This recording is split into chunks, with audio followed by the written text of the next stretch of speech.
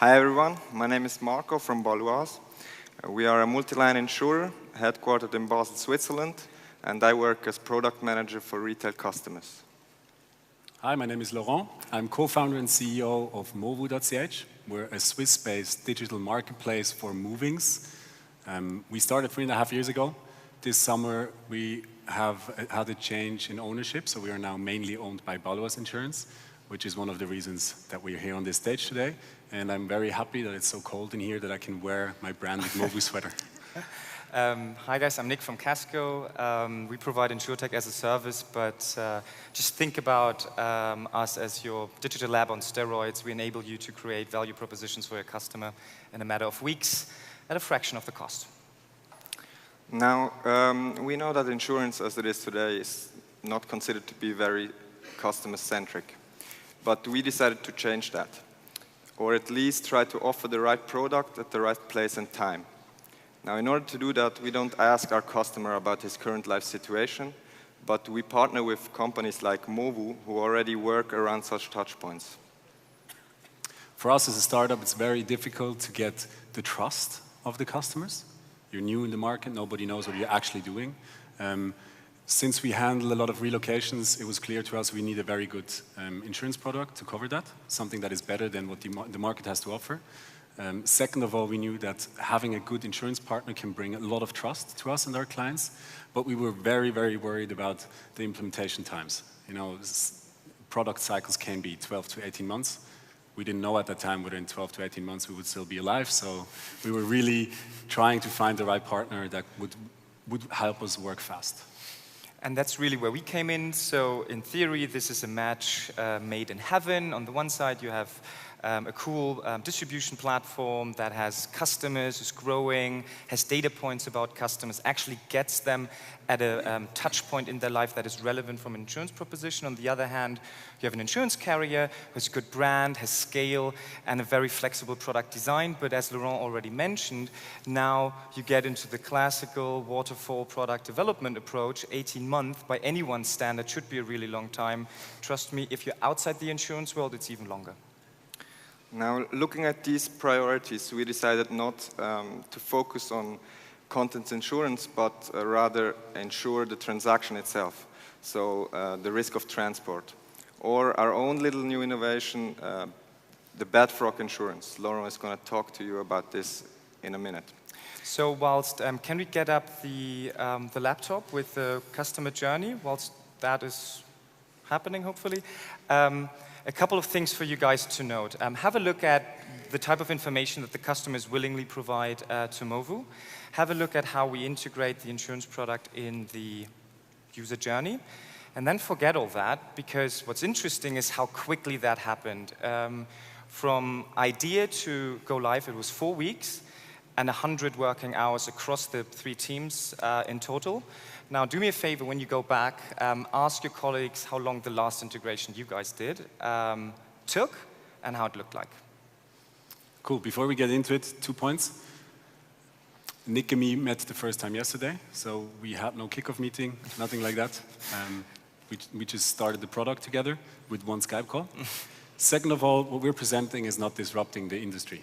We are very sure about that. We know that it's more hard craftsmanship, hard work, and a few hours, and you can come up with a really good product that sells.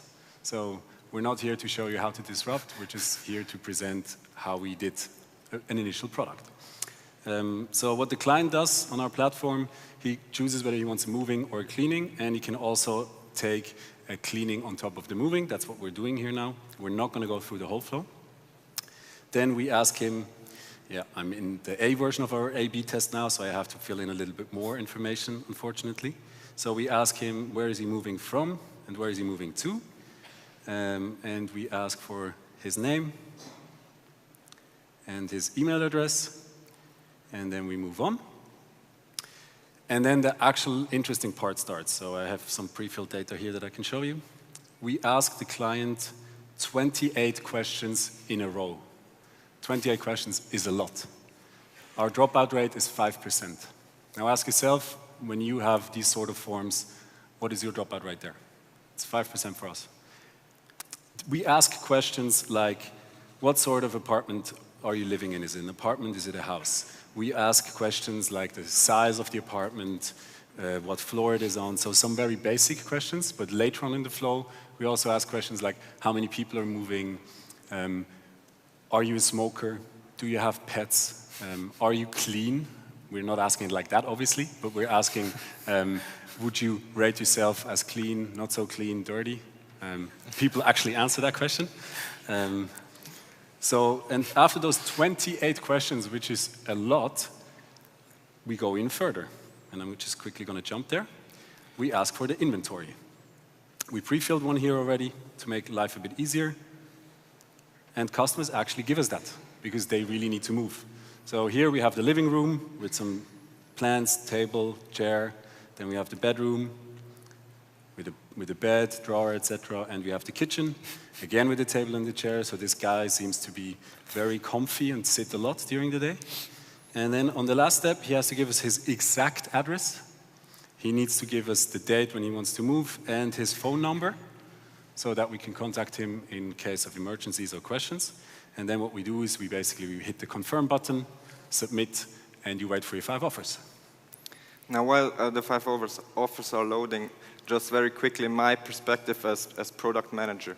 We have a lot of relevant information in that flow. For example, we have the probability of break-in, the size of the apartment, age, address, if Laurent is a smoker, if he's clean. And by looking at him, I'd guess he's not that clean. And we even have a possibly extensive list of his belongings.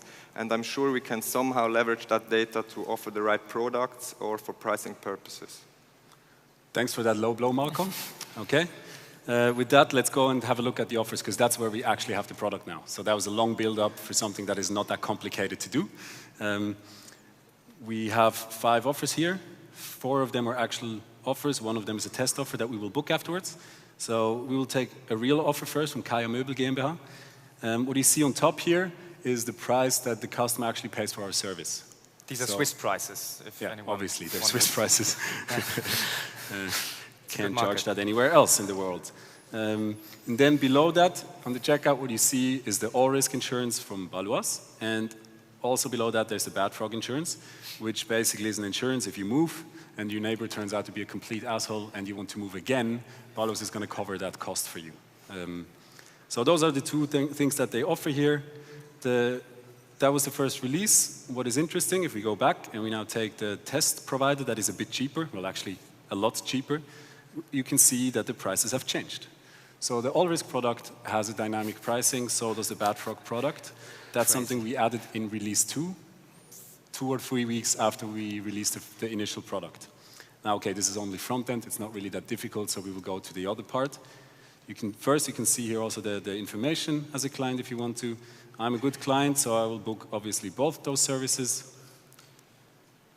Because it's easy, I'm going to book with cash. I agree to the terms. I book. It's now loading a bit, but basically we're done now, and we can move on to show you the back end. Now, the front end we just saw is easy, right? But we also decided to work with Kasko because we wanted to scale our operations and not drown in Excel spreadsheets or manual processes. And the data Laurent provided in the process is transmitted directly and in real time into the backend, as you can see here. Exactly, we have even the contract attached. Crazy. And we can exit it at any time. Now, one more thing to mention. The set of products we initially wanted to start with was much larger than the set of products we actually started with. But we set ourselves a delivery deadline, and we stuck to it. And we were able to deliver the minimal valuable product and didn't focus on the most perfect product. So maybe just to wrap things up, there's a couple of interesting learnings we find, and we see these partnerships quite a lot. Number 1, the customer, it's Movu's customer. Whoever brings the customer owns their customer relationship. I find that's always interesting why people bicker about that. The second thing is, insurance is an attachment product. The customer is not here to buy insurance, the customer is here to move. That means whether Movu wants to monetize or inject trust or a little bit of both, or whether that changes. It's their decision to make that, and you'll need to adjust cover, pricing, process to their process, and not say, well, now just go to our website. The third point is imagine or be certain, once you've launched, that's just the first iteration. Build whatever process you have in mind, do it in such a way that you'll change it 20, 30 times around, because otherwise you're not going to increase the attachment rate, and just start doing it. Don't worry too much about platform strategy, just get it out the gate. You might find your vision on a PowerPoint, you don't find your customer there. So just to wrap things up, if you're an insurtech company and you want to scale into Switzerland, I really recommend you guys talk to Baloise. They've been really good to us. I imagine if you're in a corporate or a startup trying to how this thing works, you have some war stories to share. And I'm around as well. Thank you very much. Thank you.